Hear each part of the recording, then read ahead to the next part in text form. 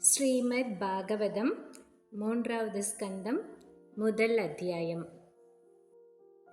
திருத்தீய ஸ்கந்தகம் அத பிரதமோऽध्यायः.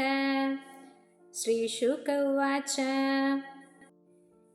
ஏவமேதத் புரா ப்ருஷ்டோ மைத்ரேயோ பகவான் கில க்ஷத்ராவனம் பிரவிஷ்டேன த்யக்த்வா ஸ்வக்ருஹம் ருத்திமத் யத்வா அயம் மந்த்ர க்ருத்வோ பகவான் அகிலேஸ்வரः பௌரவேந்திர கிருஹம் ஹித்வா பிரவிவேஷாத்மசாத்கிருதம். ராஜோவாச்ச குத்ர க்ஷக்துர்பகவதா மைத்ரேயேனாஸ சங்கமः கதா வா சக சம்வாத ஏதத்வர்ணயன பிரபோ. ந ஹ்யல்பார்த்தோதயஸ்தஸ்ய விதுரஸ்யாமலாத்மனः தஸ்மின் வரியசி பிரஷ்னः சாது வதோபப்ரூம்ஹிதः. சுத உவாச்ச स एवं ऋषिवर्योऽयं पृष्टो राज्ञा परीक्षिता प्रत्यागतं सुबहुविप्रीतात्मा श्रूयतामिति. श्रीशुक उवाच यदा तु राजा स्वसुधानसाधून् पुष्णन्न धर्मेण विनष्टदृष्टिः भ्रातुर्यविष्टस्य सुधान् विबन्धून् प्रवेश्य लाक्षाभवने ददाह. यदा सभायां कुरुदेवदेव्याः केशाभिमर्शं सुतकर्मगर्ह्यम् न वारयामास नृपस्नुषायाः स्वाश्रैर्हरन्त्या कुचकुङ्कुमानि.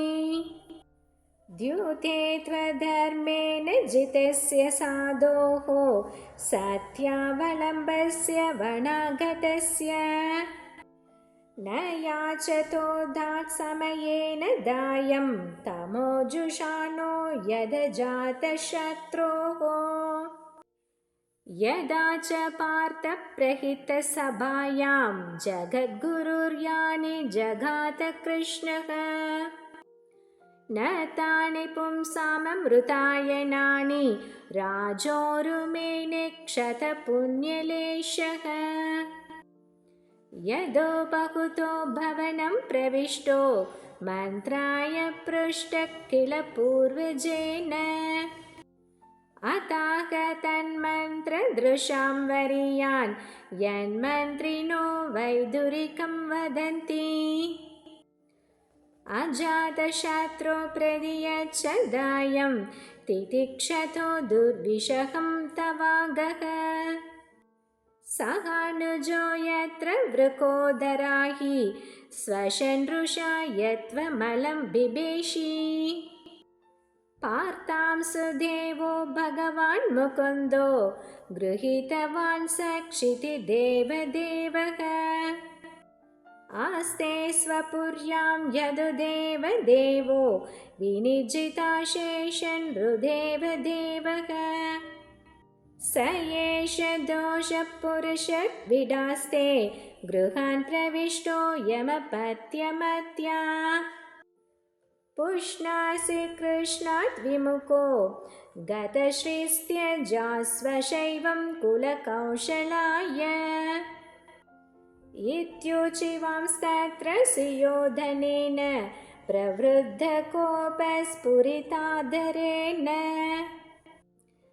असत्कृतसस्पृहनीयशील क्षत्तासकर्णानुजसौबलेन खयेन मत्रोपजुहावजिह्मं दास्यासुतं यद्बलिनैव पुष्टः. तस्मिन् प्रतीपपरकृत्य आस्ते निर्वास्यातामाशु पुराश्वशानः. स इत्थमत्युल्बणकर्णबाणैर्भ्रातुपुरो मर्मसु तां ताडितोऽपि स्वयं धनुर्ध्वारि निधाय मायां गतव्योतो यादुरुमानयानः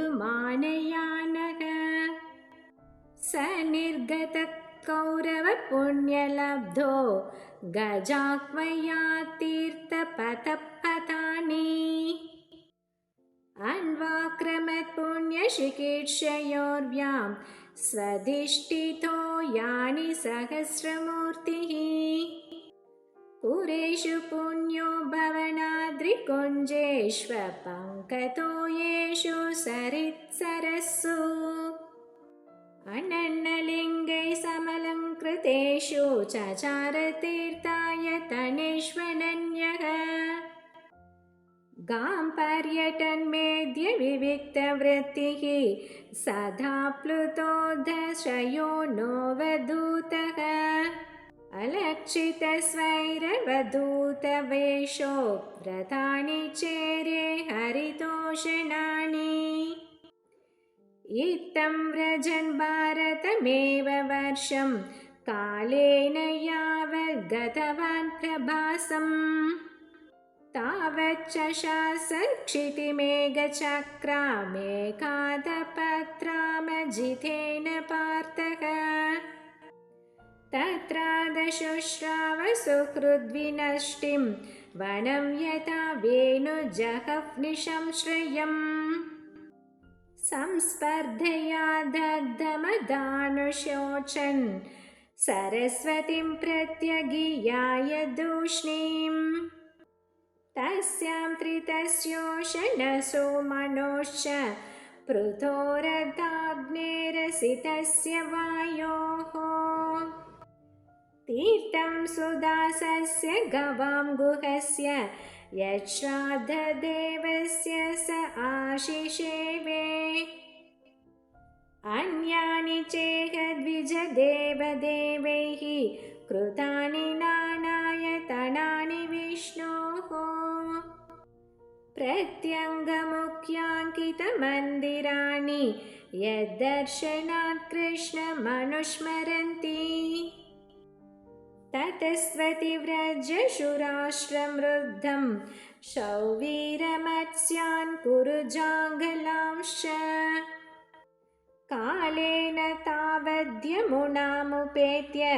तत्रोद्धवं भागवतं ददर्श स वासुदेवानुचरं प्रशान्तं बृहस्पते प्राक्तनयं प्रतीतम् आलिङ्ग्य गाढं प्रणयेन भद्रं स्वानामपृच्छद्भगवत्प्रजानाम् कचित् पुराणो पुरुषौ स्वप्नाप्यपात्मानुवृत्त्येक किलावतीर्णौ आसात उर्व्याकुशलं विधाय कृतक्षणौ कुशलं शूरगेहे कच्चित् कुरूणां परमसुहृन्नो भामः स आस्ते सुगमङ्गशौरिः यो वै स्वश्रूणां पितृवद् ददाति वरान् वदान्यो वरतर्पणेन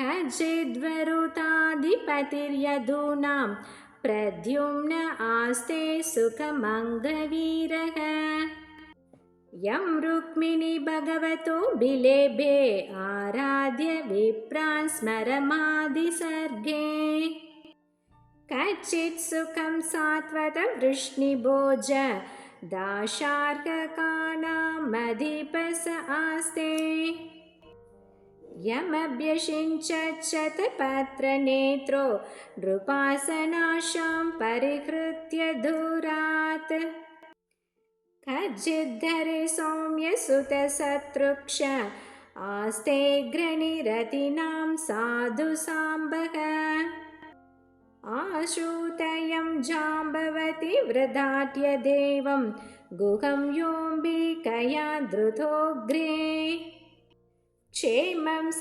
कचित्युयधान आस्ते यपाल्गुणाल्लब्धधनुरहस्यः लेभेञ्जसाधोक्षजसेवयैव गतिं तदीयां यतिभिर्दुरापाम् कच्चिद्भूतस्वस्य नमीव आस्ते स्वपल्कपुत्रो भगवत्प्रपन्नः यकृष्णपादाङ्कितमार्गपांशु स्वश्चेष्टत प्रेम विभिन्नधैर्यः कच्चिच्छिवं देवकभोजपुत्र्या विष्णुप्रजाया इव देवमातुः या वै स्वगर्भेण ददार देवं त्रयीयता यज्ञविधानमर्तम् अपि स्विदास्ते भगवान् सुखं वो यः सात्वतां कामदुघो निरुद्धः यमामनन्ति स्म शब्दयोनिं मनोमयं सत्त्वतुरीयतत्त्वम् अपि स्विधन्ये च निजात्मदैवमनन्यवृत्त्या